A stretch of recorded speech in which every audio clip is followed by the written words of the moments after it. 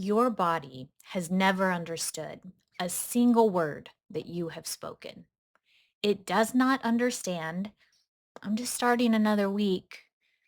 It does not understand, I promise I'll do better tomorrow.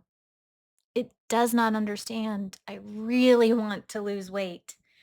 And it does not understand, I'm trying.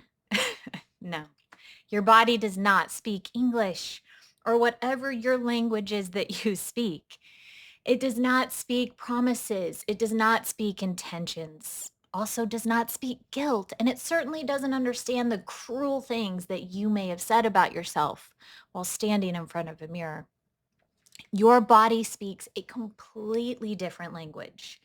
It speaks chemistry. It speaks hormones. It speaks light and darkness, movement and stillness, stress and safety, nourishment, repetition. It speaks these languages. And whether you have realized it or not, your body has been listening to that language every day of your life. Every time you eat, you send a message. Every time you stop eating, you send a message. Every time you stay awake long after the sun has gone down, you send a message. And every time you walk outside or breathe deeply or lift something heavy or sit through stress and skip sleep or eat hurriedly or like allow yourself to rest. These different things, you're sending a message, and your body does not respond primarily to what you said you were going to do. It responds to what you repeatedly practice. And over time, your body becomes fluent in the messages that you send most often. That is what we're going to talk about today. Not another diet and not another list of foods that you're supposedly forbidden to eat. It's not another reason to feel ashamed of yourself. Today, I want to help you understand the silent conversation that's been taking place inside of you for your entire life. Because fasting is part of that conversation. Fasting is not merely the absence of food, it is information. It is timing. It is a signal. And when it is used wisely, not recklessly and not competitively or as punishment, but wisely, it can help us change the conversation that we're having with our bodies. But before we talk about changing that conversation, we have to learn the language because your body is listening. The question is, what has it been hearing? So let's talk about the promises that your body never heard. Most of us have made promises to our bodies. We have promised to sleep earlier, or we've promised to drink more water, and we've promised to move more. How often have we intended to start that new exercise plan? We've promised that this will be the last night of mindlessly eating this big bowl of popcorn and binging on our favorite show. We've promised to begin the diet on Monday. And then Monday arrives and life happens. Stress rises and somebody needs us, or we are just exhausted because of the busyness of the weekend. And then the plan begins falling apart. So, what usually follows? Shame. We tell ourselves that we lack willpower. We assume that disciplined people possess something that we don't have. We believe we have failed again. But shame is a terrible teacher. It makes or it can make a person feel intense emotion without giving that person some usable direction. And it often causes us to repeat the very behavior that we were ashamed of. So here's what I want you to understand. Your body did not reject your promise. It never heard the promise. It heard the repeated behavior. It heard what time food usually arrived. It heard how often food arrived. It heard whether you were sleeping. It heard whether you were frightened, rushed, lonely, peaceful, or safe. It heard whether movement was part of your life. It heard the chemical composition of what you ate. It heard whether the food brought protein, fiber, minerals and essential nutrients, or whether it delivered a powerful reward signal but was lacking the nourishment that should go with it, like your favorite ice cream or bag of chips. This is not about morality. Food is not sin. Hunger is not sin. Needing comfort does not make you weak. No, this is about communication. Imagine trying to teach someone a language by saying one sentence a month. That sentence would never become familiar.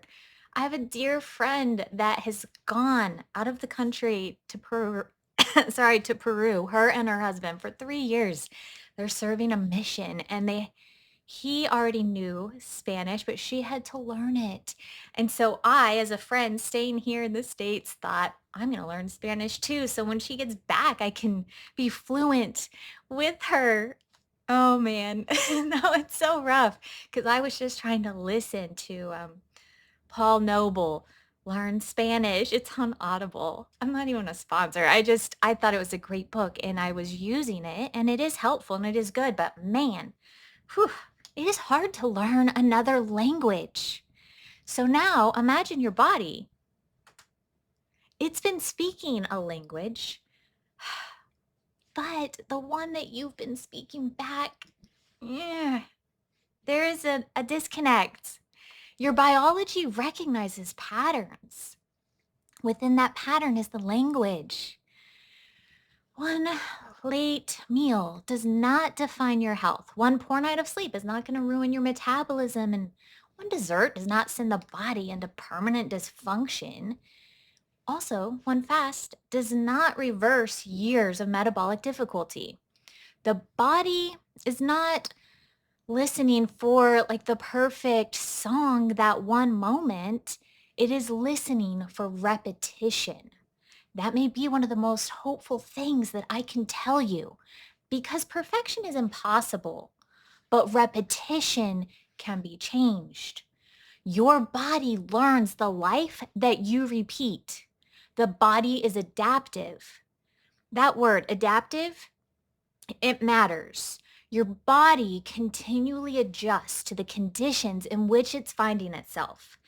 So, for example, when you exercise repeatedly, your body begins adapting to the demand. Muscles can become stronger, movement can become more efficient, your heart and lungs become more prepared for the work you regularly ask them to do. And when you consistently stay awake late into the night, eat at unpredictable hours, and begin each morning exhausted, the body also adapts to that environment. It doesn't not adapt because it wants you to feel terrible. It adapts because adaptation is one of the ways that living systems survive. The body is constantly asking, what kind of world am I living in? When is energy available? When is it safe to rest? When must I remain alert? How frequently am I being asked to digest? Should I expect movement? Should I expect nourishment? Is this environment predictable? Now, the body does not literally ask those questions in words. Remember, it does not speak your chosen language. It does not speak English. My body doesn't speak English. But cells, tissues, organs, nerves, and hormones continuously communicate with one another. The conversation is chemical and electrical. It is taking place while you are watching this. Your pancreas is not waiting to hear your opinion about insulin, and your liver is not reading the name printed on your diet book. No, your digestive system isn't impressed by the label on your meal plan, and your biology is going to respond to what actually arrives.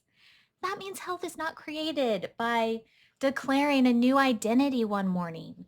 Health is gradually influenced by the signals that become normal. This is why extreme plans can feel so powerful at first. They're loud and They capture our attention. They make us feel as though something enormous is happening, right? Think about it. Like when you go to a concert of your favorite musician, it's so powerful. It's so touching. It's so overwhelming. You feel like your life will never be the same. Oh my gosh. It was so, right? Have you been there? Have you ever gone to a concert that did that? But then the next day, you still go to your normal job and the dishes that didn't get done before you left are still in the sink. Loud is not the same as lasting. A whisper repeated every day can ultimately carry more power than a scream that happened once. A reasonably timed eating window that you can follow consistently may communicate more clearly than a heroic fast you complete once. Hate. Recover from poorly. Tell yourself you were not meant to be able to fast and then never repeat it. That's not going to help long term. A 10-minute walk after dinner, performed often and consistently, may send a more useful message than one punishing workout followed by 2 weeks of inactivity. If you haven't been active in a significant amount of time, I want you to start moving in a reasonable way. Start sending your body a message. We can get up and move a bit. It's going to be okay. Or going to bed 30 minutes earlier most nights may matter more than buying another bottle of supplements while continuing to sleep 5 hours. I am not against supplements. I use a lot of supplements. I honestly do. I am a little bit silly because I have an entire bucket of them. And anytime I need them or realize one of my teenagers need them, I pull out the bucket and it's constantly cycling and I'm constantly ordering more. And we're going through these different supplements. Again, I'm not against supplements, but daily repeated exposure to better health, better nutrition, better movement, better supplements. It doesn't have to be all of them all at once in their most magnificent form. Little bits, little messages each day. Perhaps the question is not, what can I force myself to do for the next 7 days? No, perhaps the better question is going to be, what message am I willing to repeat until my body becomes fluent in it? So let's talk about what food tells the body. When we eat, we are not only consuming calories, we are providing material. Amino acids from protein can be used to build and repair tissues and create important compounds that our body needs. Dietary fats provide energy and structural components, and they help us to absorb fat-soluble vitamins. There are some vitamins that you could take a whole bottle full of, but if you aren't also consuming the nutrients that are required to absorb it, it's just going to flush through you. Carbohydrates can provide glucose, which is readily available energy that's used by our tissues. Fiber can influence digestion, your fullness, and the organisms that are actually living within the gut, which is going to make you want to eat more or less. I shouldn't say make, that's an extreme term, but it's going to influence how much you have a desire to eat. Vitamins and minerals are participating in an enormous number of biological processes. Food is physical matter, but it is also information. It tells the body that energy and nutrients are available. That is not a bad message. Eating is not the opposite of health. Nourishment is essential to health. And one of the biggest mistakes made in fasting culture is talking as though eating is the problem and fasting is the cure. Eating and fasting are partners.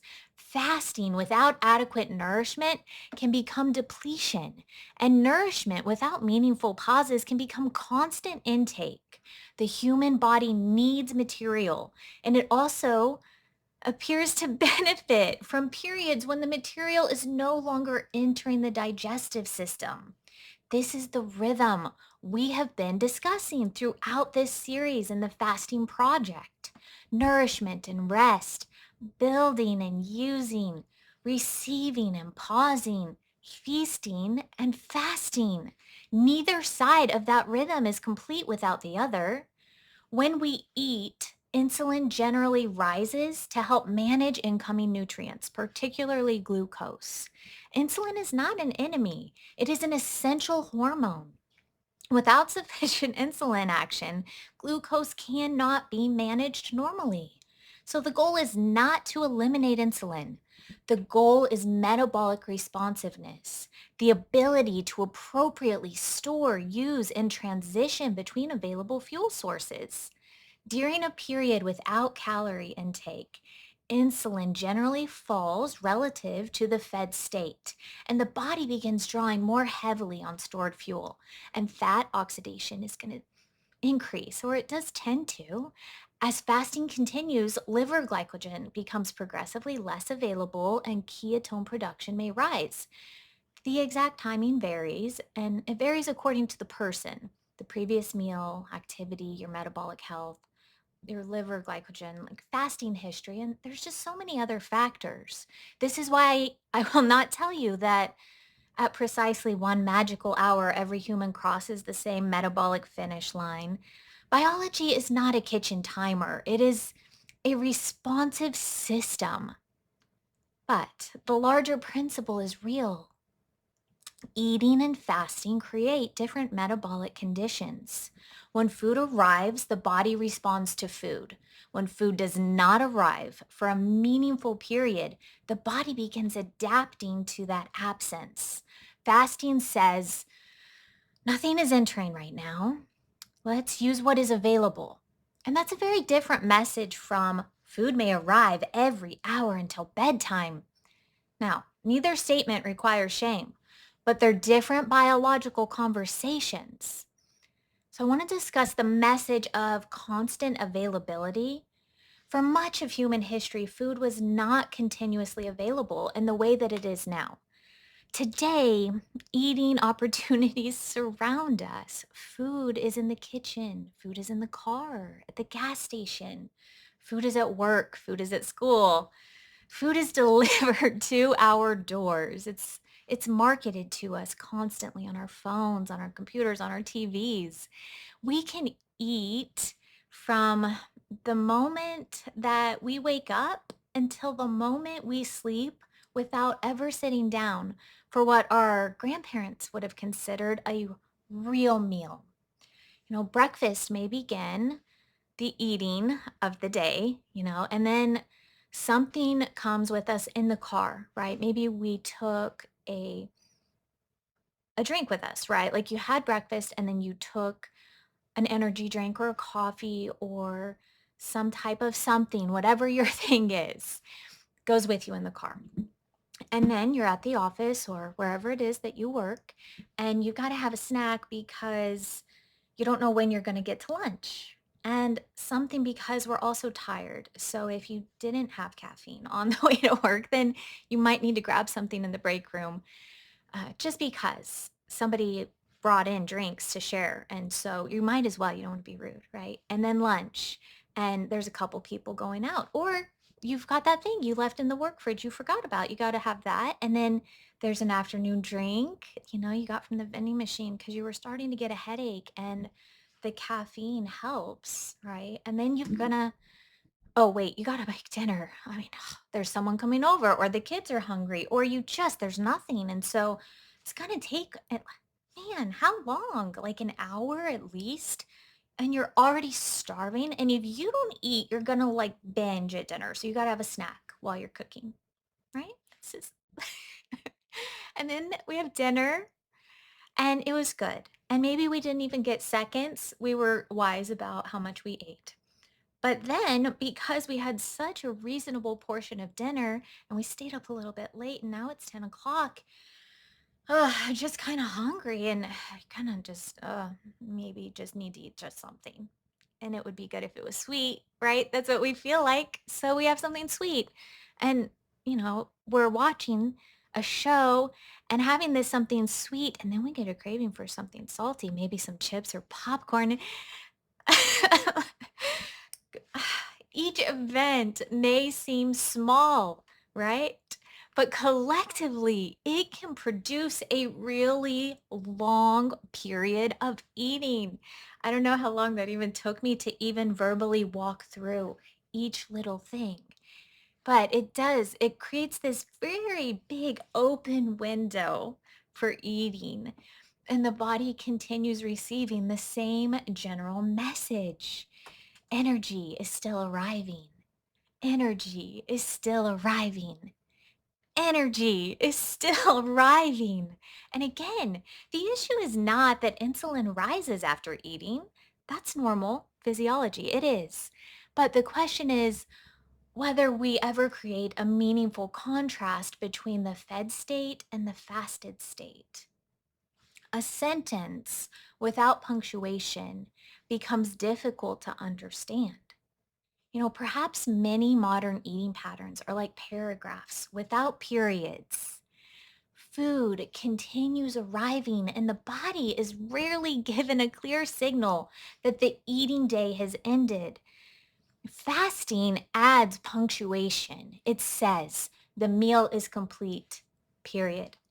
The kitchen is closed, period. Digestion can proceed without another interruption, period. The body may now begin using what has already arrived, period. This does not mean everyone must eat within a tiny window, and it does not mean skipping food regardless of symptoms. It does not mean ignoring nutrition. It means there may be value in clearly distinguishing the eating portion of the day from the fasting portion. That is a message the body can hear, and your body hears time. So hear me. The body does not only respond to what we eat, it also responds to when we eat. Human physiology is organized by circadian rhythms, approximately 24-hour patterns that help to coordinate sleep, wakefulness, hormone release, temperature, digestion, and metabolism. Light is one of the strongest signals to the central circadian clock. But food timing can also act as a timing cue for metabolic tissues. Now, this doesn't mean that there's one perfect eating schedule for every person. Human lives are complicated. Some people work nights, some care for babies, some take medication that must be taken with food, some experience blood sugar concerns. Some have training schedules, medical conditions, or family obligations that change what is practical.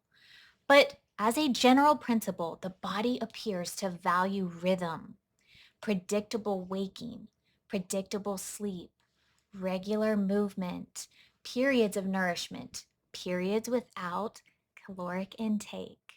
This is one reason that time-restricted eating has received so much attention from scientists and dietitians and just people lately.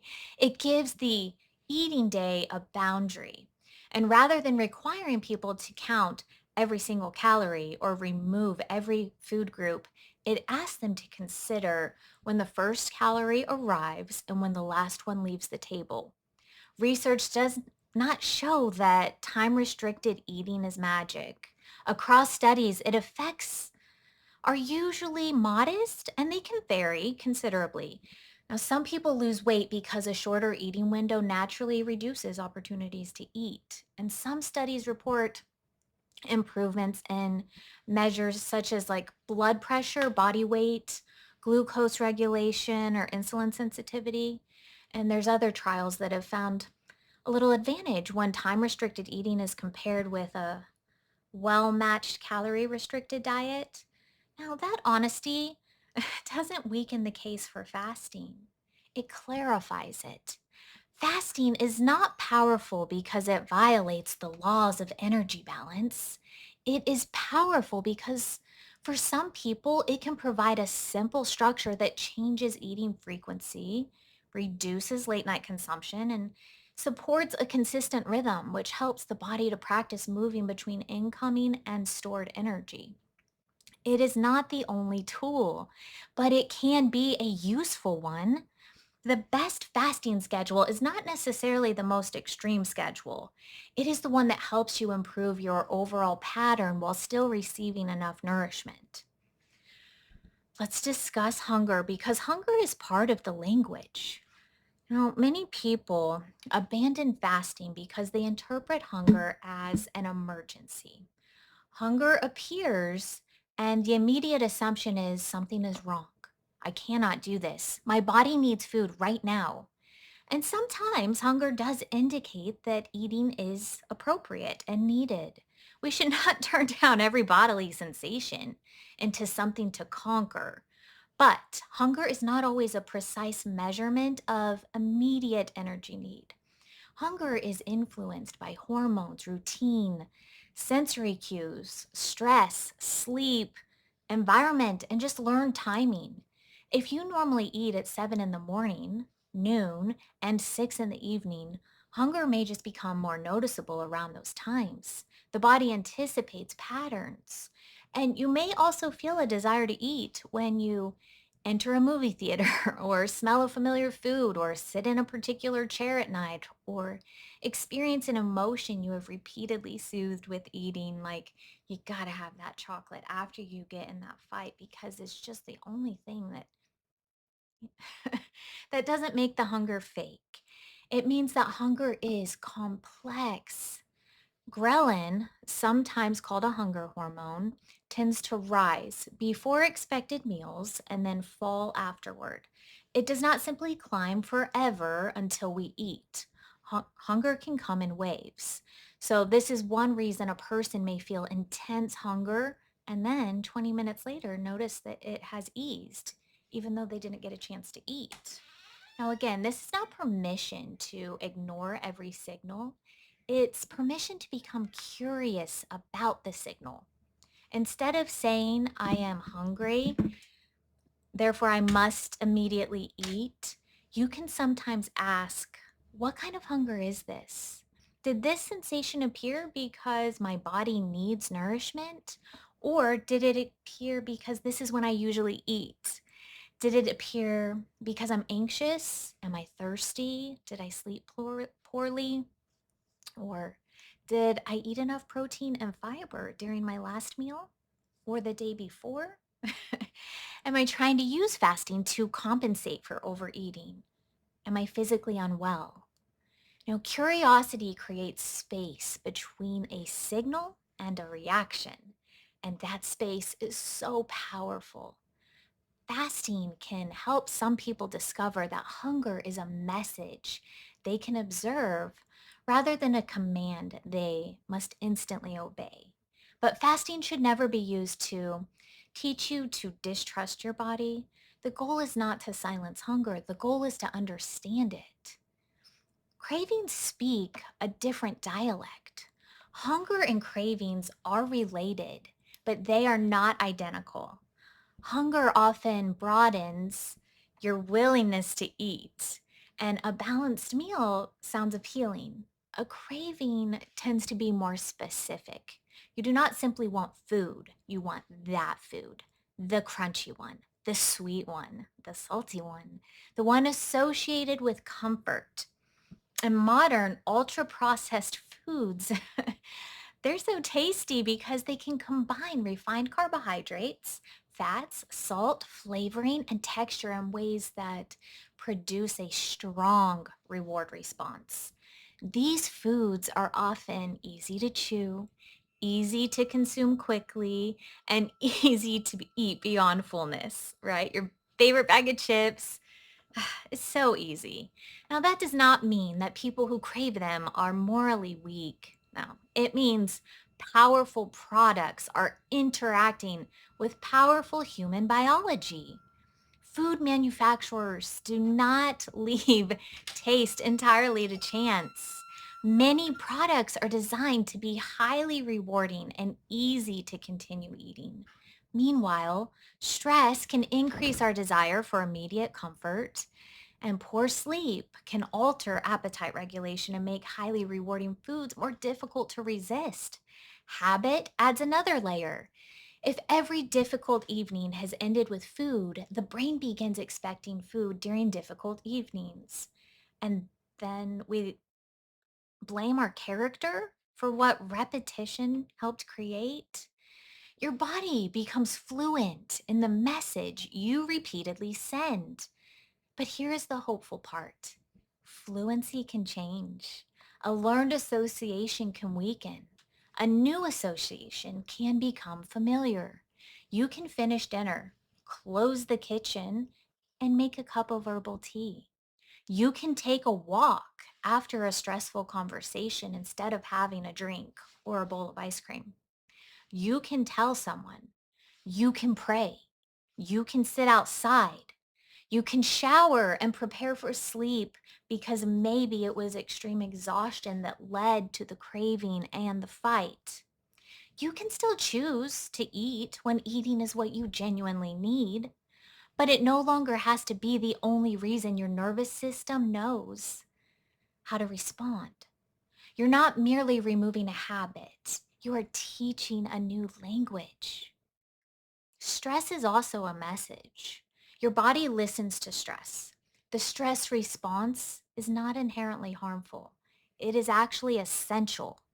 When the brain perceives threat, the sympathetic nervous system and the hypothalamic pituitary adrenal axis help mobilize resources. Heart rate may rise, alertness increases, glucose becomes more available, and cortisol participates in helping the body to meet the demand. This is useful when you must respond to something immediate. But the body does not always distinguish perfectly between a physical threat and a life that never feels safe enough to settle. Deadlines, arguments, financial fear, loneliness, caregiving, constant notifications, trauma, poor sleep, relentless responsibility. The body hears all of that. This is important in a conversation about fasting because fasting itself is a form of biological stress. That does not make it bad. Exercise is also a stressor. Cold exposure is a stressor. Learning is a stressor. Many beneficial practices create a manageable challenge to which the body adapts. The question is dosage and context. A well rested, well nourished person may tolerate a fasting window very comfortably. An undernourished person who is sleeping poorly, training heavily, and living in severe emotional distress may experience the same fasting window very differently. We cannot evaluate fasting in isolation from the life into which it is being introduced. A stressed body does not always need a longer fast. Sometimes it needs safety. Sometimes it needs nourishment. Sometimes it needs sleep, or sometimes it needs medical care. Sometimes it needs an eating window that is less aggressive and more sustainable. More is not always better. A louder message is not necessarily a wiser one. As fun as those big, late night, exciting, loud concerts are, especially if you get to be near the front, wow. But if you were doing that every night, every week, every month, year after year, no. That loud, enjoyable message may not necessarily be the good one. So that brings up the point that fasting is a signal, not a punishment. Just because you don't get to go to the big concert every night doesn't mean you're being punished because you have to stay home. Let us make this unmistakably clear. Fasting should not be a punishment for eating. You do not need to earn food. You do not need to suffer because you enjoyed a celebration, and you do not need to compensate for being human. My friend, when fasting becomes repayment for guilt, the conversation has already become unhealthy. Fasting works best as part of a rhythm. Food arrives, the body is nourished, the meal ends, a period without caloric intake follows, then nourishment returns. Fasting and refeeding belong together. During the fasting period, insulin exposure generally decreases relative to periods of eating. Liver glycogen is used. Reliance on stored fat can rise, and ketone production may increase as the fast extends. Those changes are part of a normal human metabolism. Intermittent fasting can help a lot of adults reduce body weight and improve certain cardiometabolic risk markers. But large reviews also show that fasting often produces results that are similar to continuous calorie restrictions, like we talked about earlier. Now, that is important. It means that we do not need to exaggerate fasting to respect it. We we do not need to claim that it cures every disease. We do not need to promise automatic longevity. We don't need to insist that everyone must eat once a day. Let's say something more truthful. Fasting can be a practical method for creating metabolic contrast. It can reduce the number of hours in which food's consumed, and it can help some people to eat less without counting every calorie. It may help to better alignment between eating and daily rhythms. It gives the body regular practice accessing stored energy, and it can help reveal habitual emotional and environmental eating. It may improve certain health markers for some people. And when it is paired with nourishing food, movement, sleep, and stress care, it can become one of the most meaningful parts of a healthier life. That is enough. Truth does not need decoration. So let's talk about what fasting can change without exaggeration. Let's talk clearly about the changes that may be possible. First, fasting can change your relationship with time. Many people do not know when their eating day begins or ends. Food simply happens. A fasting structure creates boundaries. You decide. This is when nourishment begins. This is when nourishment ends. And that can reduce the grazing and make eating more intentional. Second, fasting can change your relationship with hunger. Not because hunger disappears forever, but because you learn that some hunger sensations rise and fall. You learn that discomfort is not always danger, and you also learn when fasting does not feel appropriate. Both lessons matter. Third, fasting can change fuel use. By that I mean during the fed state, recently consumed energy is readily available. And as the fasting period continues, the body increasingly relies on stored energy. This transition, it's sometimes described as metabolic switching. So metabolic flexibility refers broadly to the ability to adapt fuel use to fuel availability and demand. So fasting is one of the ways to practice that transition. Movement also matters, muscle matters, diet quality matters, sleep matters. There is no single switch that solves metabolism. Fourth, fasting, it may help reduce overall intake. A shorter eating window gives a person fewer opportunities to eat. So for many people, that is the primary reason that weight changes. Now, that does not make the results less legitimate. A tool that simplifies a difficult behavior can still be very powerful. Fifth, time restricted eating may improve certain markers of cardiometabolic health. Across human studies, researchers have reported changes in body weight, waist measurements, blood pressure, lipids, fasting glucose, and insulin sensitivity. So the size and consistency of those effects vary. Not everyone responds the same way. Results do depend on the fasting method and the eating window timing or duration of the intervention, diet quality, calorie intake, health status, and overall adherence to the fast. Um, Sixth, fasting can expose the conversation beneath the food. So when the eating window closes, feelings may surface that are the real trigger for the cause of eating, like boredom, anxiety, loneliness, frustration, the need for comfort. Now, this is not a failure of fasting. It may be one of the most valuable things that fasting reveals. You discover that sometimes the body was not asking for energy. The heart was asking for care. The nervous system could have been asking for safety, or your exhausted mind was asking for rest. Food may have been answering a question it could never really fully solve. So let's discuss what science cannot yet promise. There is a part of fasting content online that sounds very precise. At a specific hour, one process supposedly begins, and at another hour, growth hormone supposedly rises by an exact amount, and at another hour, damaged cells supposedly poof disappear, and the diagrams are impressive, and the certainty feels convincing. But human biology rarely follows identical hour by hour timelines.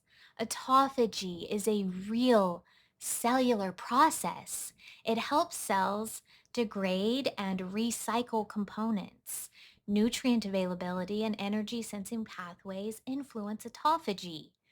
Now, animal and cellular research strongly supports a relationship among fasting, nutrient restrictions, and autophagic activity, but directly measuring whole body autophagy in free living humans is difficult. We don't currently have enough human evidence to tell every viewer at exactly this fasting hour your body entered a particular degree of autophagy. No, that's not, that wouldn't be honest. The responsible message is not that autophagy is imaginary. It is this: autophagy is real. Fasting may influence it, but precise human timelines and clinical outcomes are still being investigated. The same caution applies to longevity.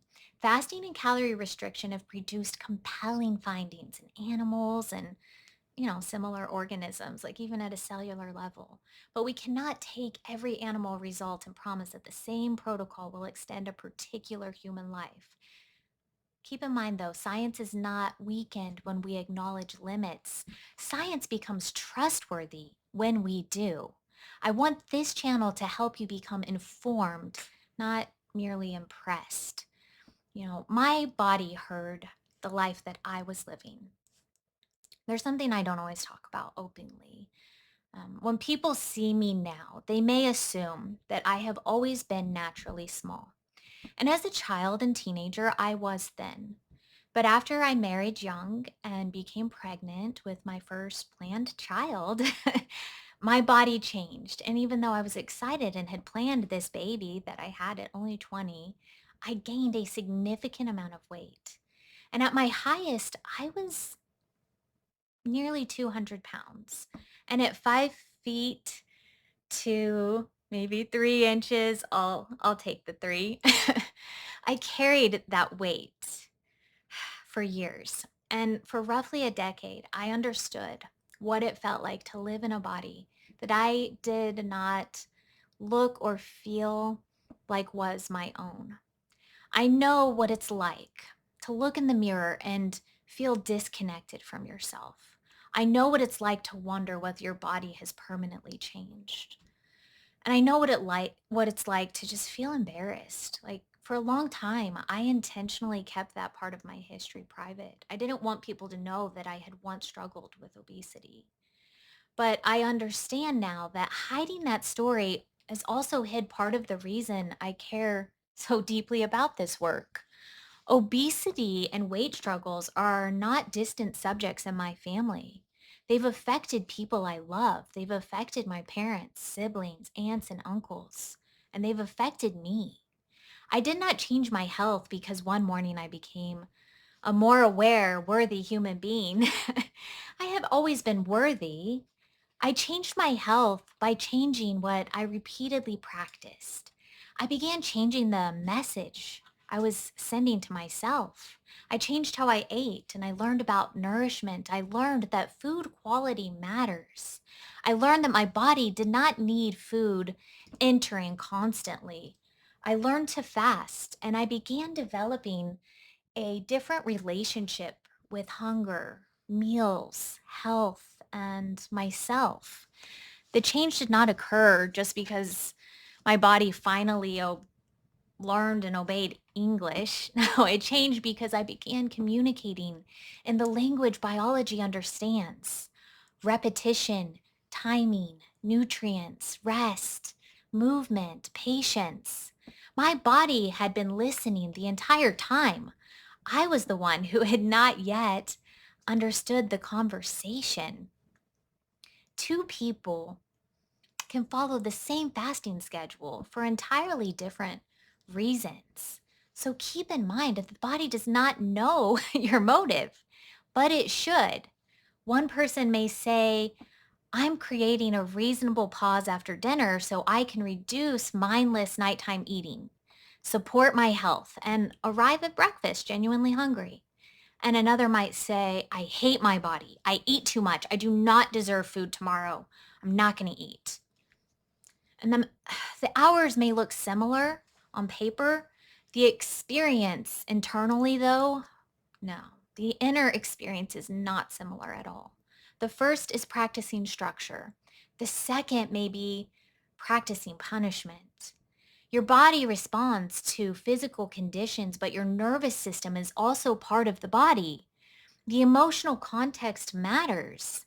A practice that creates obsession, fear, binging, hiding, dizziness, or progressive undernourishment is not producing the kind of health you are seeking or that I'm seeking. That's not what we're looking for. Fasting should enlarge your life. It should not make your life revolve, around avoiding food. It should help you become more intentional and it should not make you afraid of nourishment. It should be building trust with food. It should not require you to silence serious symptoms. Fasting is not a test of worthiness. Longer is not holier. Harder is not automatically healthier. The goal is not to become the person who can endure the most deprivation. God did not ask that of us. The goal is to become a person who understands rhythm. The body hears safety too. So we talk constantly about food messages, but the body also listens for signals of safety. Like slow breathing can influence the nervous system, and a calm walk can change the physiological state in which you spend the next part of your day. Consistent sleep provides a different message than chronic sleep deprivation, and a supportive relationship sends a different message than constant conflict. Sunlight in the morning gives the circadian system information about the beginning of the day. Darkness in the evening gives it information about the approaching night, and resistance training tells muscle that it is needed. Adequate protein tells the body that building material is available. Fasting says that incoming energy has paused. Refeeding says that nourishment has returned.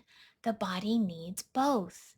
This is why I do not want you to leave this episode believing that fasting alone is the complete language of health. It's not. It is one word of a larger vocabulary, perhaps a powerful word, perhaps a word many people have probably forgotten, but it belongs in a sentence with sleep, nourishment, movement, sunlight, purpose, relationships, emotional health, and spiritual life. A single word cannot carry an entire conversation.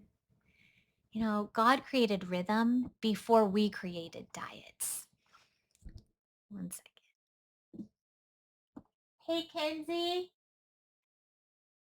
Kenzie, can you take Bel Air out to go potty? Okay, thank you. Okay, just asking my daughter to take out this wiggly guy. So, like I said, God created rhythm before we created diets. By that, I mean long before human beings created calorie trackers, food rules, and diet industries. I did too, but I think he needs to go again. Thank you. Um, I lost my train of thought. So before human beings created all these diets and calorie trackers and the food rules that we follow, life had already moved in rhythm. We had day and night, labor and rest, planting and harvest, wakefulness and sleep, inhale and exhale, the beating of the heart and the movement of seasons. Scripture repeatedly teaches rhythms of work and Sabbath, feasting and fasting, abundance and restraint. Fasting has never been merely about body fat. It has been used to create room for prayer, room for humility, room for clarity, room to remember that appetite does not have to be our master, room to turn our attention toward God. Physical fasting and spiritual fasting are not identical in every purpose, but both teach something important. We do not have to respond immediately to every desire. We can pause, we can listen, we can choose. A fast can reveal what has been controlling our attention. It also reminds us that emptiness is not always something to fear. Sometimes an empty space becomes the place where something deeper can finally be heard. But spiritual purpose does not remove physical wisdom. A person with a medical condition or a history of disordered eating, pregnant, breastfeeding, frailty, underweight, certain medical conditions or medications or other concerns may need to modify or avoid food fasting. But there are many ways to seek God. You do not prove devotion by endangering your body. Wisdom is part of stewardship too. So, the 7-day Your Body is Listening initiative I want to offer to you. I do not want this episode to end with inspiration that disappears tomorrow morning. I want to give you something tangible, something educated, something doable, something powerful enough to change the conversation without requiring you to turn your life upside down. For the next 7 days, I want you to practice what I am calling the Your Body is Listening initiative. This is not a 7-day crash diet. It is not a weight loss competition. It is not a promise that your health will completely transform in 1 week.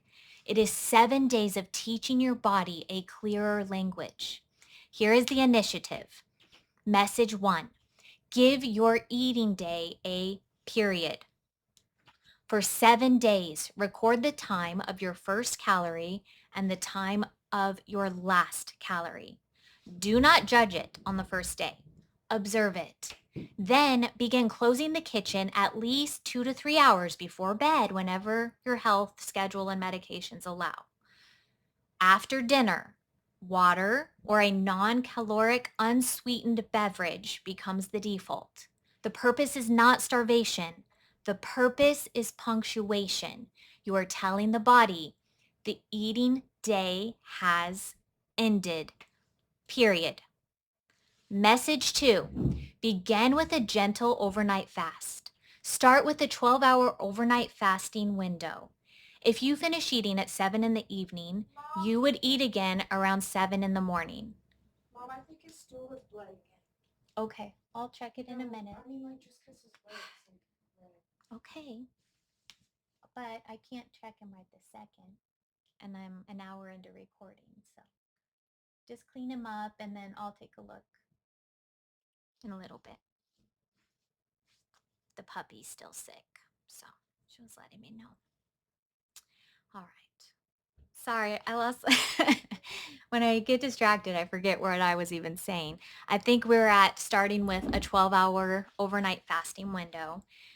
So like I said, if you had finished eating at 7 in the evening, you would eat again around 7 in the morning.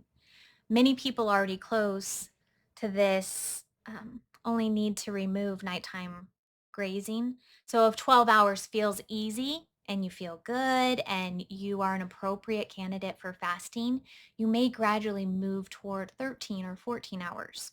Now, you do not receive extra credit for suffering. You are practicing consistency.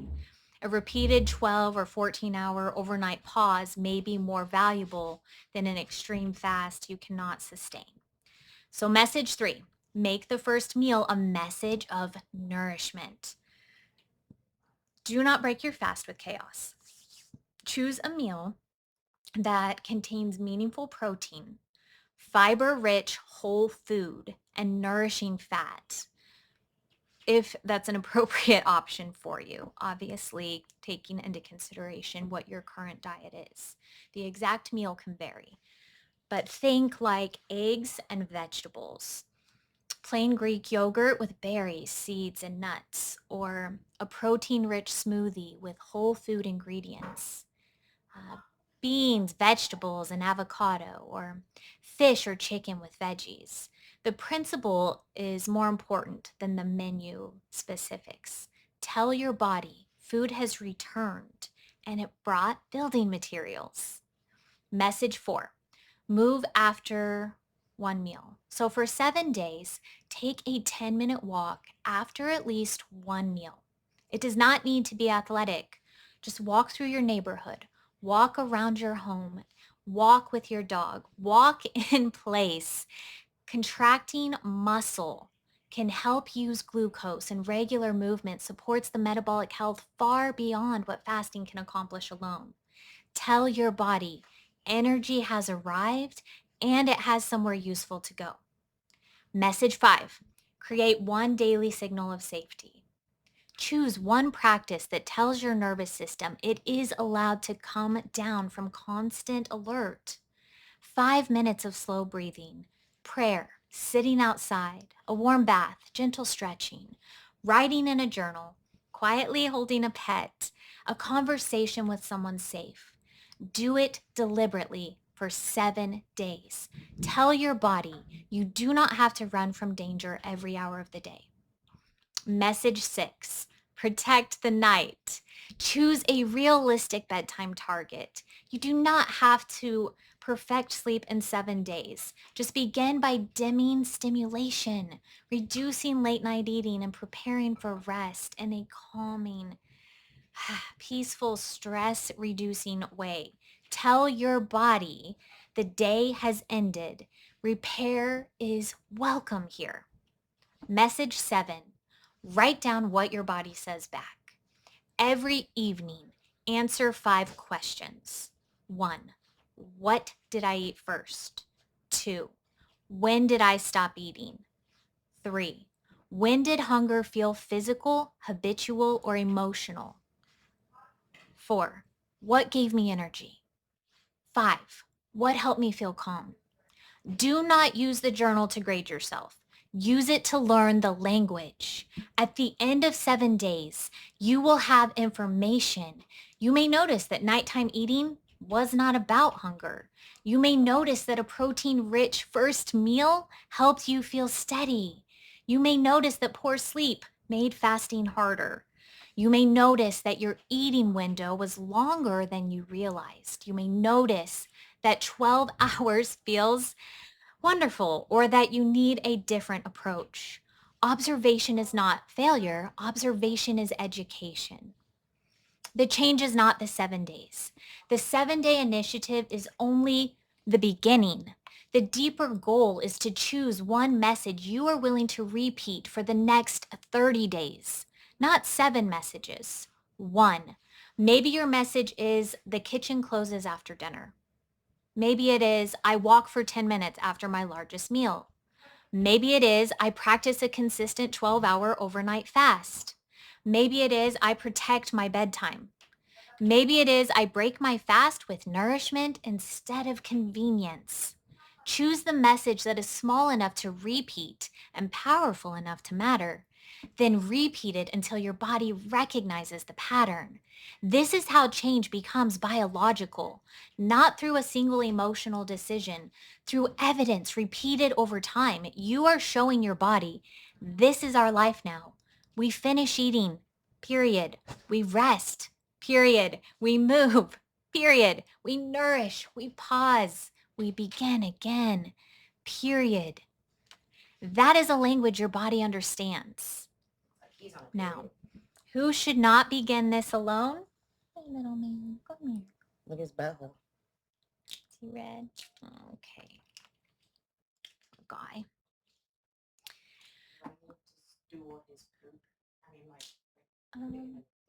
No, not right now. I would get it fresh before I take it to the vet.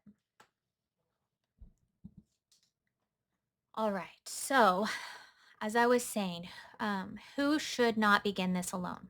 Before you begin any fasting initiative, especially beyond a normal overnight pause, please use wisdom.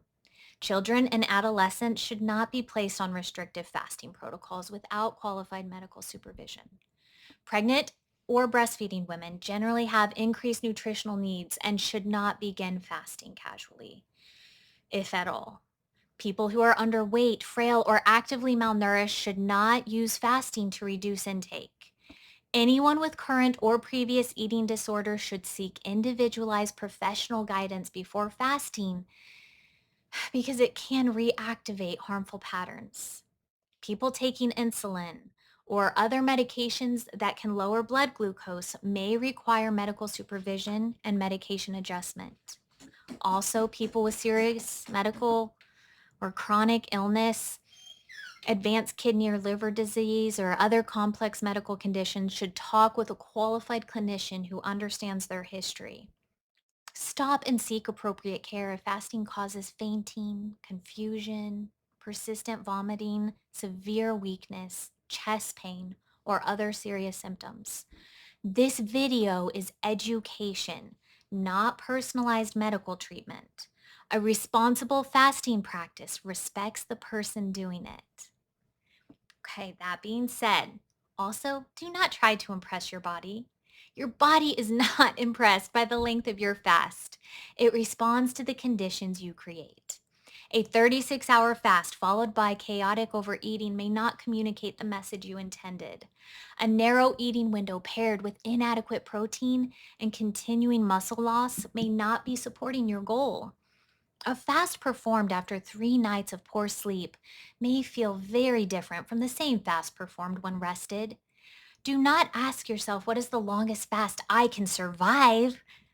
No, please don't do that. Ask, what is the wisest rhythm I can sustain? Don't ask, how quickly can I force the scale to move? Instead, ask, what practice will still be improving my life 6 months from now?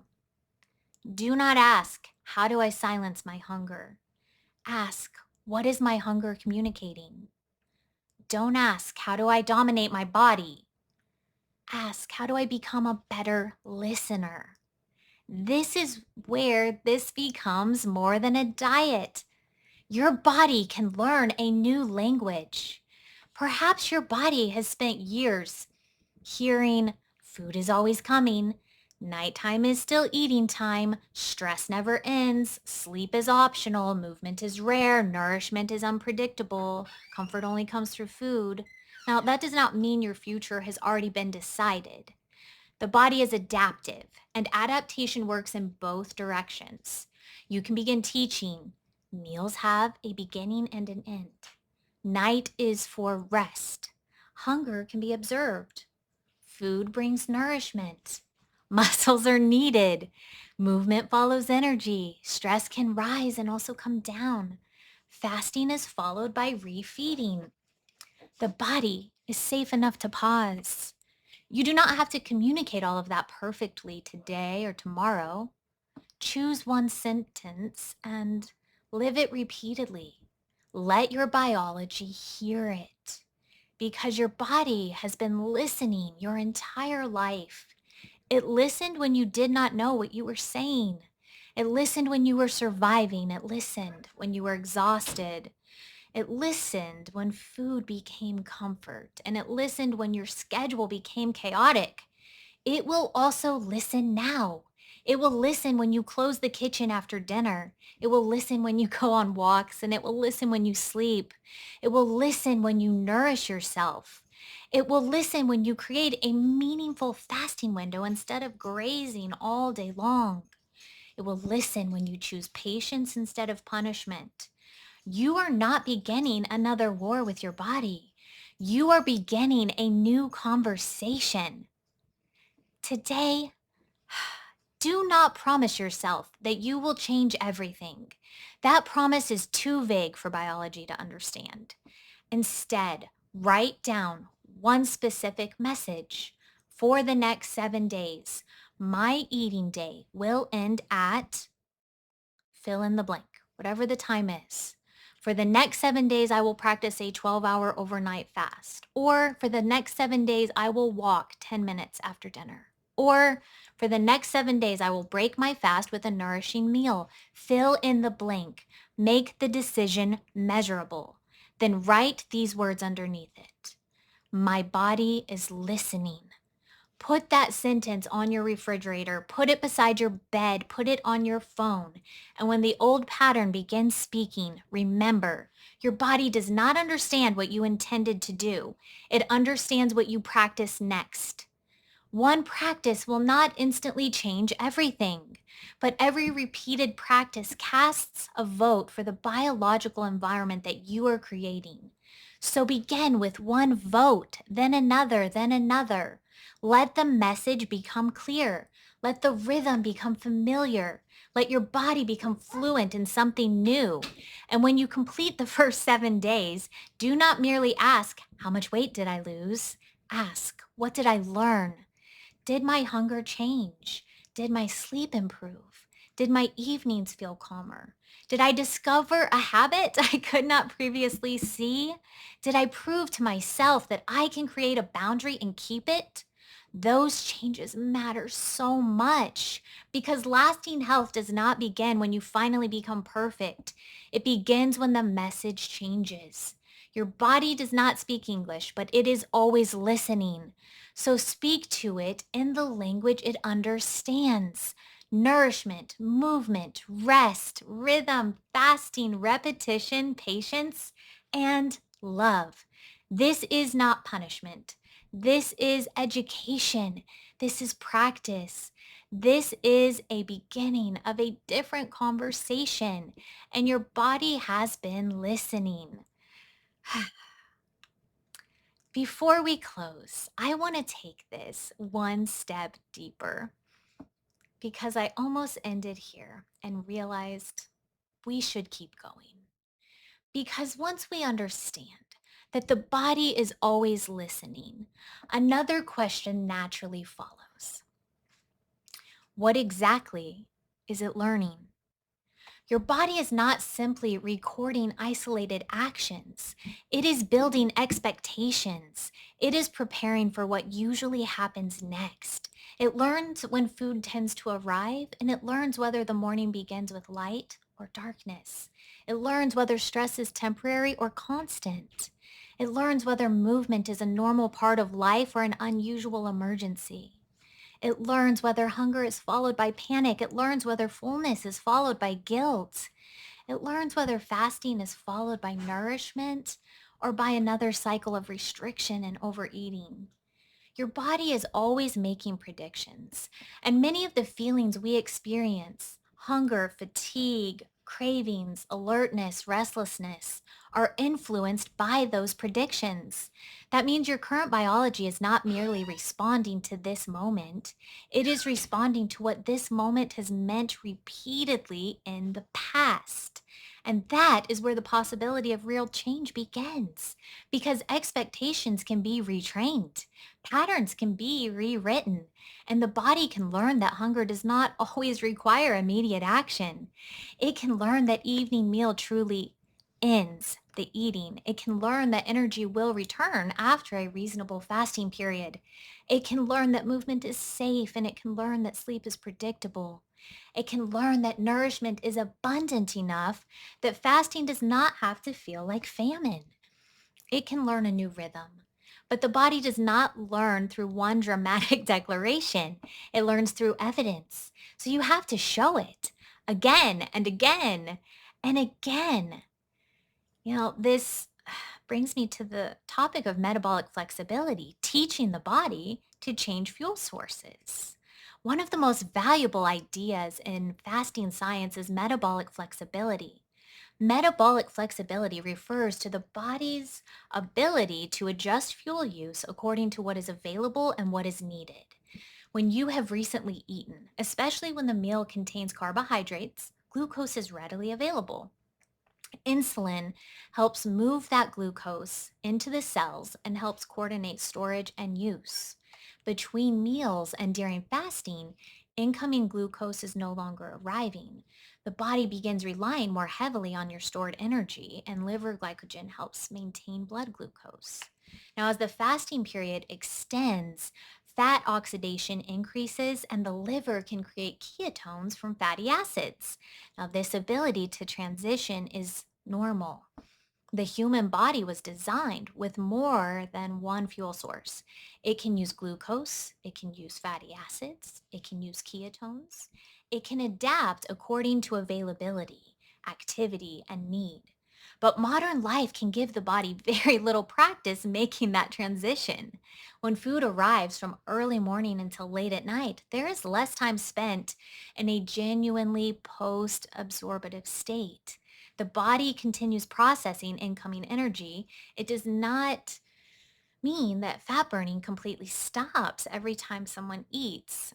Human metabolism is more complicated than an on and off switch, but repeated eating keeps creating another incoming energy event.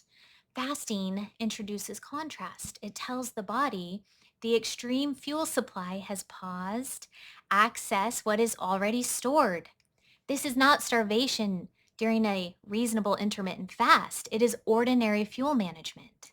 Imagine having a pantry filled with food, but ordering delivery every hour.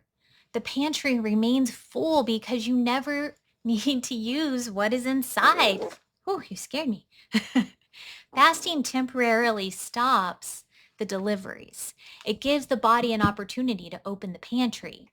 For some people, especially those who have eaten frequently for years, this transition may initially feel uncomfortable, really uncomfortable.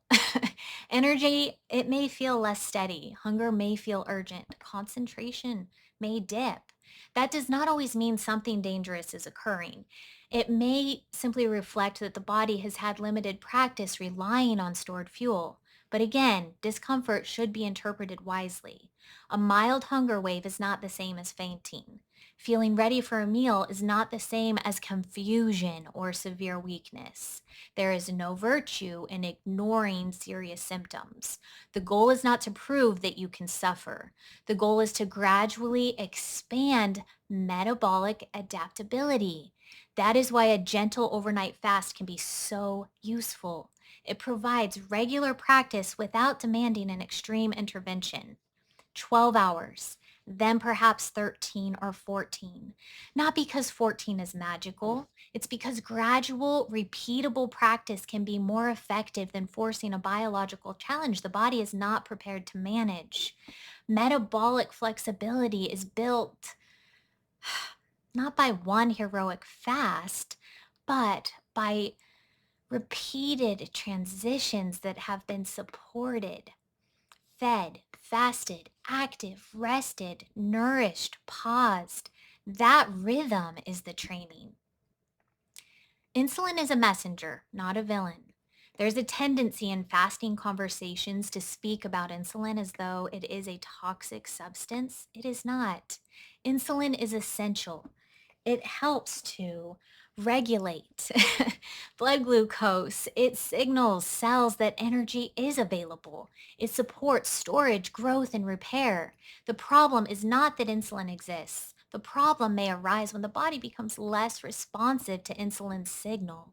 This is called insulin resistance. When tissues do not respond as effectively, the pancreas may produce more insulin to help maintain normal blood glucose. And for a period of time, blood sugar may still appear relatively normal because the body is compensating. But the system is working harder. Insulin resistance is influenced by many factors: genetics, body fat distribution, physical inactivity, sleep, diet quality, energy excess, muscle mass, stress, certain medications, age, hormonal changes. It is never helpful to reduce this complex process to one moral judgment about food or character. Fasting may help some people by reducing the number of eating episodes and lowering insulin exposure during the fasting period. Weight loss, when it occurs, may improve insulin sensitivity. Exercise and muscle contraction can improve glucose uptake. Better sleep may support metabolic regulation, and reducing late night eating may help some people to align food intake more closely with their personal circadian physiology. But fasting is not a replacement for every other metabolic tool. A person could fast for 16 hours and then eat a diet severely lacking in protein, fiber, and micronutrients. A person could fast and remain completely sedentary. A person could fast while sleeping 4 hours a night. A person could fast and repeatedly overeat in the eating window. The fasting clock alone does not erase the rest of the message. Your body hears the whole sentence. It hears the fast, it also hears the food. It then hears the sleep, and it hears the stress, and it hears the movement. It hears whether muscle is being maintained. It hears whether the eating window contains nourishment or merely concentrated calories. This is why I want you to stop searching for one perfect fasting number. 16 hours cannot correct every other message. 18 hours cannot outvote chronic sleep deprivation. One meal a day cannot automatically replace thoughtful nutrition. The body is always listening to the entire conversation. Muscle changes the conversation. If fasting is part of your health plan, muscle must also be part of the conversation. Muscle is not only about appearance. Skeletal muscle is metabolically active tissue. It stores glycogen. It uses glucose. It responds to insulin. It supports mobility, balance, strength, and independence. It acts as an important reservoir for amino acids during stress and illness. As we age, preserving muscle becomes increasingly important. This is especially relevant for people using fasting for weight loss. Weight loss does not mean that every pound lost comes from body fat. Depending on diet quality, protein intake, activity, and the size of the calorie deficit, lean tissue can also be lost. That matters. The goal should not simply be to become lighter. The goal should be to improve health while preserving the tissue that supports function and metabolism. This means fasting should be paired with enough protein for the individual, adequate total nutrition, and some form of resistance exercise when physically appropriate, of course. You do not need a complicated gym routine to begin. Body weight squats to a chair, wall push-ups, resistance bands, carrying groceries, standing from the floor, lifting manageable weights. The exact form can be adjusted to your personal ability. The message is this tissue is needed. Please keep it. Fasting says use stored energy. Protein says building material is available. Resistance training says muscle has a purpose. Together, those messages make more sense than fasting alone. If your fasting schedule makes it nearly impossible to eat enough protein or leaves you too depleted to move, the schedule may not be serving your larger goal. Remember, the longer fasting window is not automatically the healthiest fasting window. A schedule is useful only if it supports the whole person. Your mitochondria are listening too. Inside most of your cells are structures called mitochondria. They are often described as the powerhouses of the cell because they help to convert energy from food into a usable form called ATP. That description is helpful, but mitochondria do more than just produce energy. They're involved in cellular signaling, they respond to nutrient availability, they participate in stress responses, and they influence metabolism and cell survival. Exercise sends mitochondria a message. Energy demand has increased. Adapt. Repeated movement can encourage the body to build and improve mitochondrial capacity. Fasting also changes the nutrient environment experienced by cells. Energy sensing pathways respond differently when nutrients are abundant than when they are scarce. So, two important networks often discussed in this context are mTOR and AMPK. You do not need to memorize those terms. Think of them as part of the body's decision making systems. When nutrients and energy are abundant, growth and building pathways become more active. And when cellular energy is limited, pathways associated with energy conservation and fuel mobilization become more active. Neither state is permanently superior. You need building. You also need maintenance. You need nourishment. You also need periods when growth signaling is not constantly stimulated. The mistake is believing that one side should remain switched on forever. Continuous growth without maintenance is not healthy. Continuous deprivation without rebuilding is not healthy either. Life depends on movement between states. Fasting can create a temporary low nutrient signal. Eating provides the resources needed to rebuild. Again, the rhythm matters. If someone focuses only on activating fasting related pathways but neglects refeeding protein, minerals, and total energy needs, they may misunderstand the purpose. The body is not trying to remain in breakdown forever, it is trying to respond appropriately to changing conditions. Let's discuss autophagy. It's the cellular housekeeping, but let's take out the hype. Autophagy is one of the most talked about reasons that people fast. The word literally relates to self eating, but that phrase can sound more dramatic than the process itself. Autophagy is part of cellular housekeeping. Cells contain structures and proteins that become damaged, worn, or unnecessary. Autophagy helps to collect and recycle some of the material. It is active at a baseline level and it can change in response to stress, exercise, nutrient availability, and just other signals. In animal and cell models, fasting can increase autophagy related activity in certain tissues, and that has created tremendous excitement. But translating this into precise human fasting instructions is difficult. We can't look at a person at hour 16 and confidently announce that every important tissue has reached a particular level of autophagy. Different organs may respond differently, different people may respond differently. Exercise may influence some of the same pathways in dietary composition. Age, health status, previous eating patterns, they all matter. The responsible takeaway is not that autophagy should be ignored.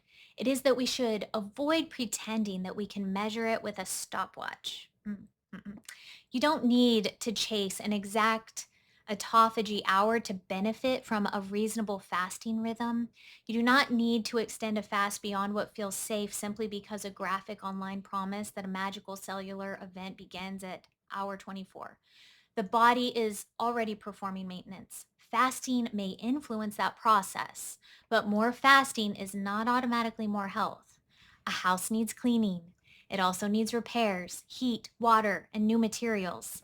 Cellular cleanup is one part of the health. It is not the entire house. Let's discuss why earlier eating may send a clearer signal. Food timing is not merely about duration. The position of the eating window may also matter. The body tends to handle glucose differently across the day. Insulin sensitivity is often better earlier than later, although individual circumstances do vary, of course. Eating a large meal late at night may produce a different metabolic response than eating the same meal earlier. Late eating can also overlap with the biological period when the body is preparing for sleep. This is one reason that some researchers have studied early time restricted eating where food is consumed earlier and the eating window closes in the afternoon or early evening. Now, some trials have reported improvements in insulin sensitivity, blood pressure, or appetite regulation, even when weight loss wasn't dramatic.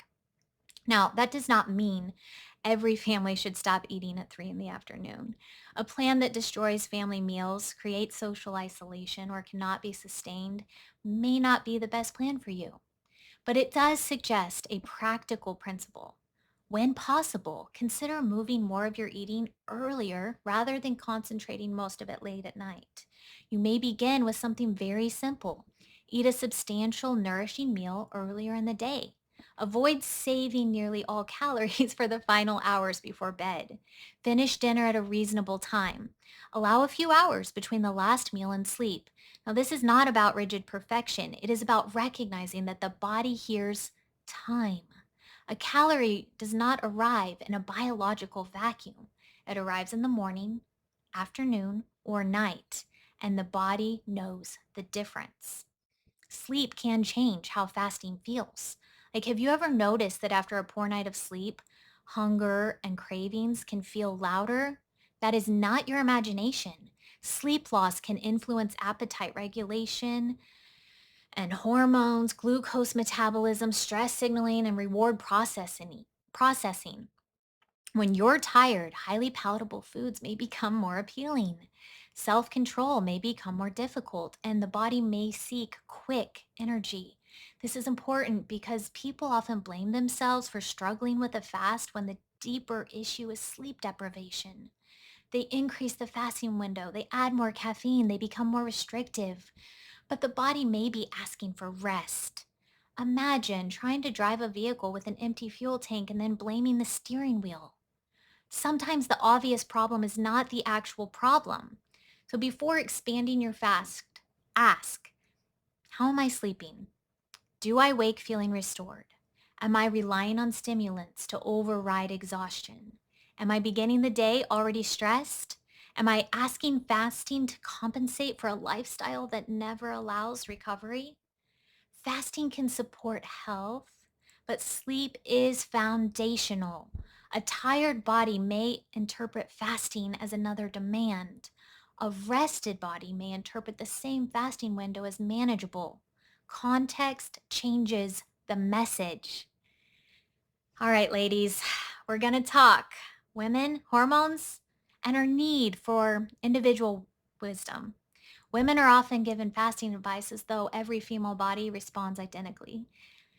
It doesn't. Hormone status matters, age matters, menstrual cycles matter, pregnancy, breastfeeding, perimenopause, or full on menopause. That matters. Energy availability matters, body fat level matters, training load, stress. Some women tolerate longer fasting windows comfortably. Others experience sleep disruption, irritability, changes in menstrual cycles, intense cravings, or a decline in energy when fasting becomes too aggressive. That does not mean women cannot fast. It means women should not be pressured to copy a schedule because someone else thrives on it. A woman with adequate nutrition, stable health, and a moderate eating window is in a different situation from a woman who is underweight, intensely exercising, sleeping poorly, and routinely skipping meals. The body hears total energy availability. It hears whether reproduction and repair seem adequately supported, and it hears whether stress is chronic. It hears whether nutrients are sufficient. This is especially important for women who have spent years cycling between restriction and overeating. Another aggressive plan may not be what the body needs. A gentler structure may be more healing, perhaps 12 hours overnight, perhaps consistent meals without grazing, perhaps closing the kitchen after dinner, perhaps increasing protein before narrowing the window, perhaps improving sleep first. The right question is not what fasting schedule proves that I am disciplined. The right question is what fasting rhythm supports my body, my season of life, and my actual health. When fasting becomes another form of chaos, it's not helpful. Fasting is meant to create structure, but it can become chaotic when it is used impulsively. Someone overeats on the weekend and decides to fast all day Monday, then intense hunger arrives and they eat quickly, far beyond what's comfortable and good, so guilt follows and another fast begins. Soon, fasting and eating are no longer a rhythm. They are punishment and rebound. That pattern can damage a person's relationship with food. It may also make it difficult to receive adequate nutrition. A healthy fasting practice should generally feel predictable. You know when you will eat. You know how you will nourish yourself. You are not constantly making decisions based on guilt, and you are not using fasting to erase yesterday. You are not measuring your worth by the clock. Fasting should reduce mental noise, not create obsession. Here are the signals that the practice may be moving in an unhealthy direction. If you fear eating outside the designated window, even when circumstances reasonably require flexibility, you may need to adjust. If you feel intense guilt after normal meals, you may need to adjust. If you repeatedly binge after fasting, or you hide your eating behavior, or you're increasingly preoccupied with food, adjustment is needed. If you're experiencing dizziness, faintness, or severe weakness, but you're refusing to stop and you just can't eat again, that's not good. If you continue losing weight despite becoming underweight, or you avoid social relationships to protect the schedule, I don't want you doing that. If you believe longer fasting makes you morally superior, I'm sorry, my friend, but those are not signs of metabolic mastery. They are signs that the conversation needs to change. Sometimes the healthiest decision is to shorten the fast. Sometimes it is to stop fasting for a period of time altogether. Sometimes it is to seek help. Wisdom is not failure. Flexibility is not weakness. So let's talk about the difference between discipline and self rejection. Discipline can be loving. Discipline says, I am choosing this because my future matters. Self rejection says, I am forcing this because I hate who I am now. Discipline is going to create structure. Self rejection creates punishment. Discipline allows adjustment. Self rejection interprets adjustment as failure. Discipline respects information. Self rejection ignores pain to prove a point. Two people can perform the same action with entirely different internal messages. One person closes the kitchen after dinner because they want to sleep better and reduce mindless eating. Another closes the kitchen because they believe they do not deserve food. The behavior may look similar, the relationship is not. This matters because sustainable health cannot be built on endless contempt for yourself. You may receive temporary compliance through hatred, but hatred is exhausting. It eventually demands relief. Many people do not need a stricter rule. They need a reason to care for themselves consistently. You are worth feeding well. You are worth giving rest. You are worth protecting from your own impulsive habits. You are worth the discomfort of changing. You are worth the patience that change requires. That is discipline rooted in dignity. The body hears what you believe through what you practice. Your body cannot understand the sentence, I am worth caring for, but it can experience what the belief looks like. It experiences the meal you prepare instead of skipping nourishment and then eating whatever is easiest late at night. It experiences the bedtime you protect. It experiences the walk you take. It experiences the medical appointment you stop postponing. It experiences that boundary that you set, and it experiences the fast you end because your body is giving you a serious warning. It experiences the fast you complete because you are healthy, prepared, and calm. It experiences your willingness to begin again after it might have not gone as well as you hoped. Your body does not hear the affirmation, it hears the behavior the affirmation produces. Perhaps self love is not only something we say in the mirror. Perhaps self love is a biological environment, a life in which the body repeatedly receives evidence that it is being cared for. All right, I want to give you guys a 30-day initiative. The 7-day initiative helped you to observe. The next step is where change begins to become established. For 30 days, choose one primary biological message and one supporting message. Only two, not 10, not an entire lifestyle renovation. One primary message and one supporting message. Your primary message may be, my eating day has a clear ending. Your supporting message may be, I walk for 10 minutes after dinner. Or your primary message may be, I practice a consistent 12-hour overnight fast. And your supporting message may be, I eat protein at my first meal. Or your primary message could be, I stop eating 3 hours before bed. And then the supporting message may be, I begin preparing for sleep at the same time each night. Keep it simple enough that you can repeat it even on a difficult day.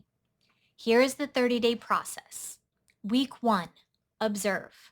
Record your first calorie, record your last calorie. Notice when hunger appears and when cravings appear. Notice sleep, notice energy. Do not rush to interpret every detail. Simply gather information. On week 2, stabilize. Sorry. I want you to repeat the same reasonable fasting window most days. Avoid jumping between 10 hours one day and 24 hours the next. Let the body experience predictability. Focus on meal quality. So make sure the eating window contains enough nourishment.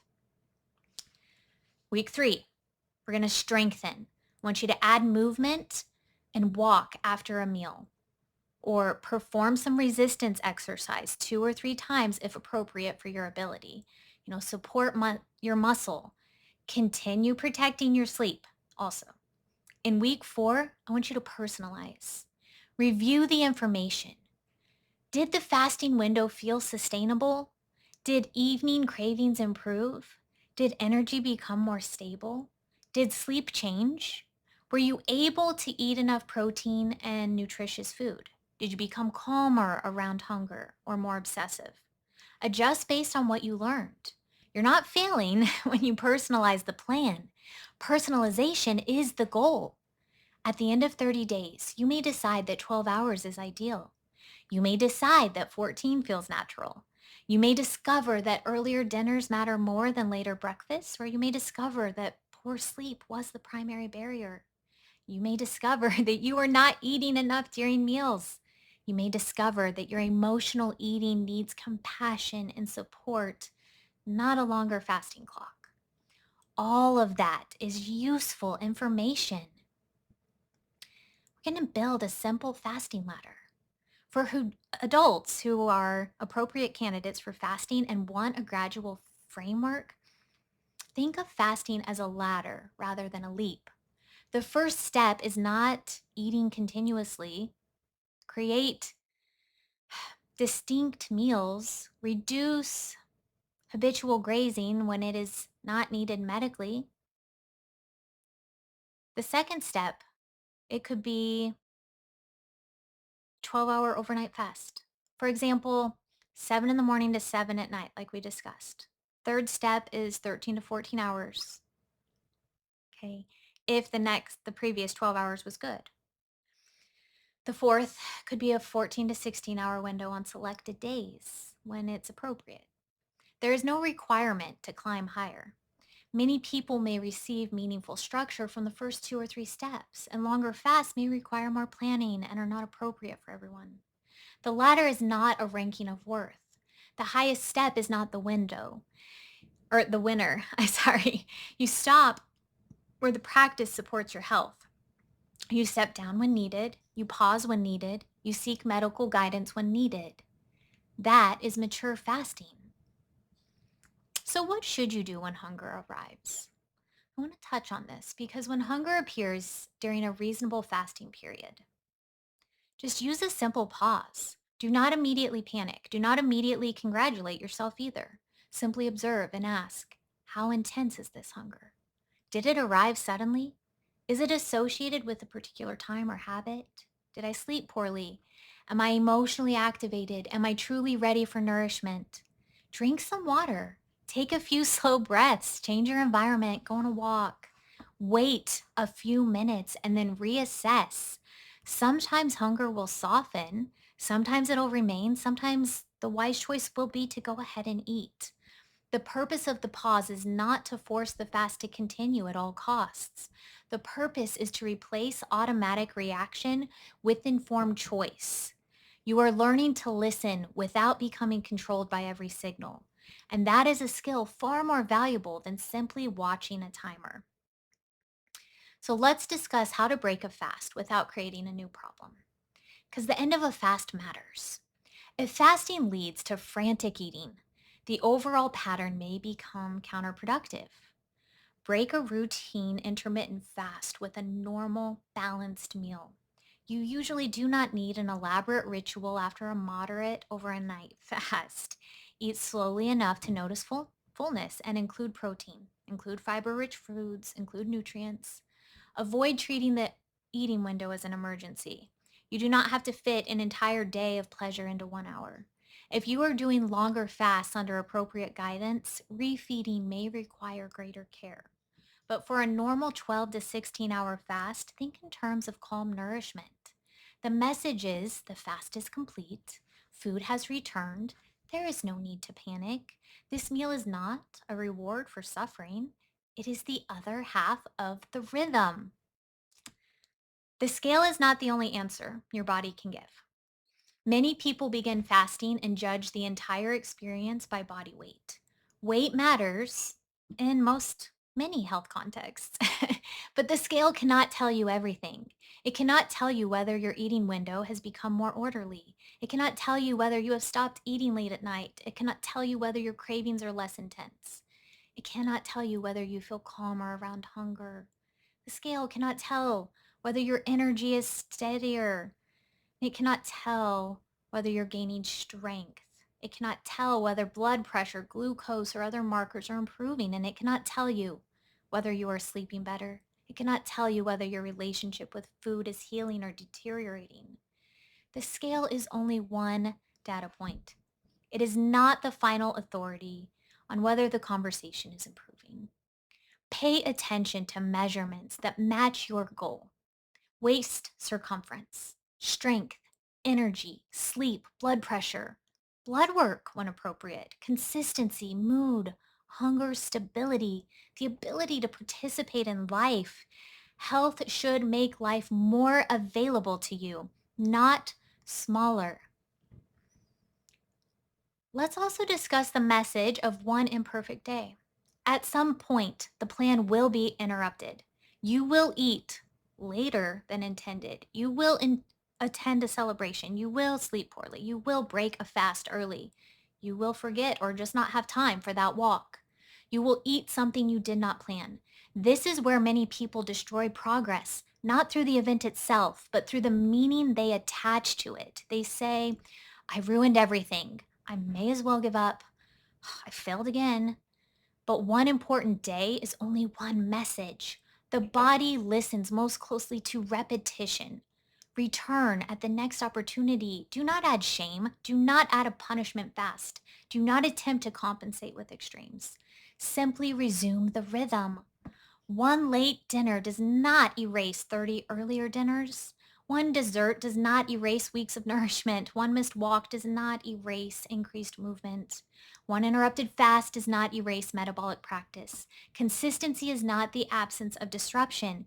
Consistency is the ability to return. That may be one of the most important definitions of health, the ability to return. The body you are teaching today, keep in mind, there is a future version of you whose biology is being influenced by what you practice today, not determined completely, influenced. Every night you stop eating earlier, you make the next night slightly more familiar. Every walk makes movement less foreign. Every balanced meal makes nourishment more normal. Every reasonable fast makes the transition between fed and fasted states more practiced. Every bedtime creates another circadian cue, and every time you respond to stress without immediately eating, you create a new option. You are teaching your future body what to expect. This is slow work, but slow does not mean weak. A river reshapes stone through repetition. A muscle changes through repeated demand. A language becomes fluent through repeated exposure. Biology changes through repeated signals. You may not see the result after one day, but your body heard the message. It heard the walk. It heard the fasting period. It heard the earlier bedtime, and it heard the nourishing meal. It heard the moment you chose calm instead of punishment. It heard that you do and can and will continue to begin again. Your body has been trying to adapt, not betray you. Perhaps you have been angry at your body. Perhaps you have called it stubborn. Perhaps you have felt betrayed by hunger, weight gain, fatigue, or cravings. But what if some of those responses were the body adapting to the environment it repeatedly experienced? If sleep was scarce, the body adapted. And if stress was constant, the body adapted. If highly rewarding food was always available, the brain learned. And if movement disappeared, the body, it adapted. If repeated dieting created uncertainty, the body responded. Adaptation does not mean every symptom is healthy. It does not mean every condition can be reversed through lifestyle. It does not mean you caused every health problem. Bodies can become ill for reasons far beyond personal behavior. Genetics, infection, trauma, environment, aging, autoimmune disease, and countless other factors matter. Compassion requires us to reject the idea that every illness is a personal failure. But even within limitation, the body continues responding to its environment. The question is not, how do I blame myself for the past? The question is, what useful message can I send now? That is where responsibility becomes empowering rather than cruel.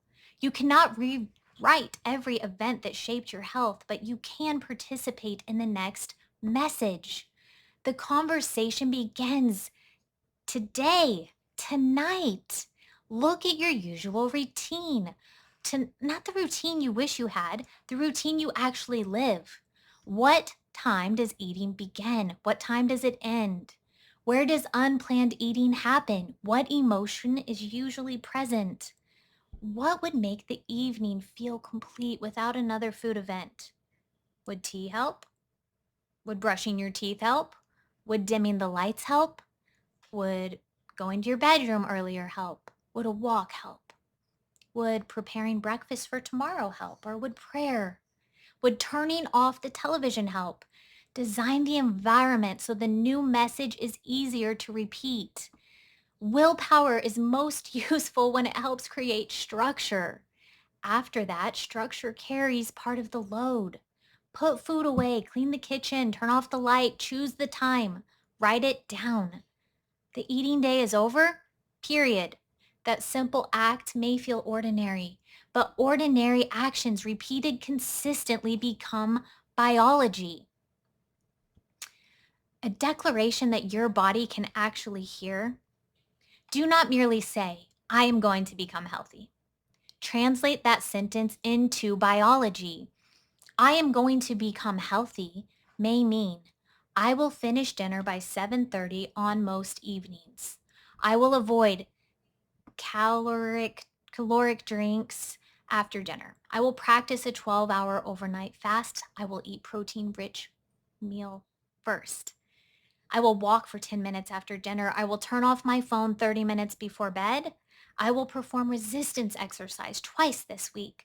Those are sentences the body can heal because they're not only words, they are conditions, they are timing, they are movement, they are nutrients, they are repetition.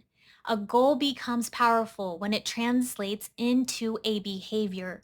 A behavior becomes powerful when it is repeated. A repeated behavior becomes a signal, and a repeated signal becomes an environment. That environment is the conversation.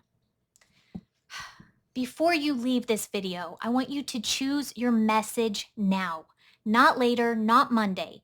Now. Write it in the comments using this sentence. For the next 7 days, I am teaching my body, fill in the blank. Maybe you're teaching your body that the kitchen closes after dinner. Maybe you are teaching it that nighttime is for rest. Maybe you are teaching it that hunger can be observed without panic.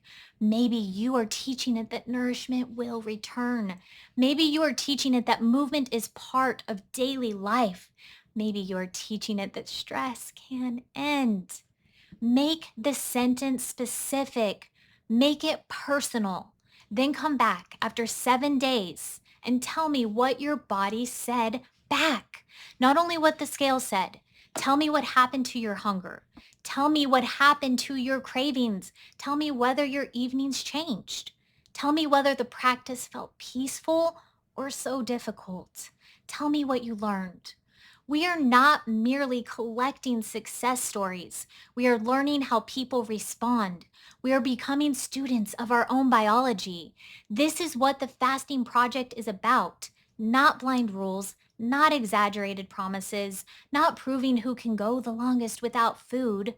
Learning, observing, practicing, building a healthier rhythm, one honest experience at a time. My friend, your body does not speak your language. It doesn't speak English. It does not understand the promises you make when you are emotional. It does not understand the plan that you saved on your phone, and it doesn't understand the person that you wish you were. It does understand the light that enters your eyes in the morning. It understands the food that enters your body.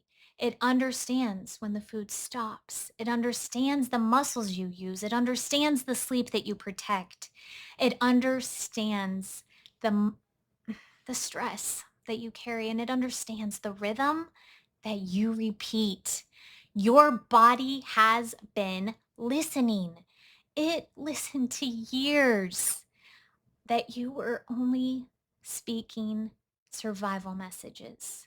It listened to habits you did not consciously choose. It listened to a world designed to keep you eating, watching, scrolling, and consuming.